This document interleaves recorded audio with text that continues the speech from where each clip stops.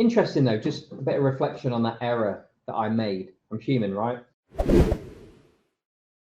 So I basically missed the fact that it had AM ticked and not PM on when this crowdcast thing's set up. So that's a human factor. Human errors, they exist in what we do in the trading space, right? So what have I learned from that? Well, I've learned that I need to just double check that now, whereas I probably did it quick and didn't spot. I normally check it, but I probably don't make a conscious effort to double check. So I'm going to do that now. So there's a lesson there that I hadn't done that I'm now going to correct. And this is the same in trading. There are lessons. The difference in trading is instead of people being waiting on a crowdcast at 4 a.m. when it's not on, in trading that lesson is usually monetary, normally costs you. And we can continue to keep making them same errors. So if I continue to not really check AM, PM and blah, blah, blah, this is going to happen again, right? But that's not going to be the case. I'm going to learn from that lesson and remember to check. And if that was an unforced error in the markets, then, I wouldn't be making the same mistake again. We spoke about actually unforced errors on the accelerator call yesterday. And I think it's one of them only sports, tennis, whereby there is a measure throughout the match of when a player makes a mistake. There aren't many other sports, I don't believe, that do that. I know football has things like pass percentage and all of that stuff,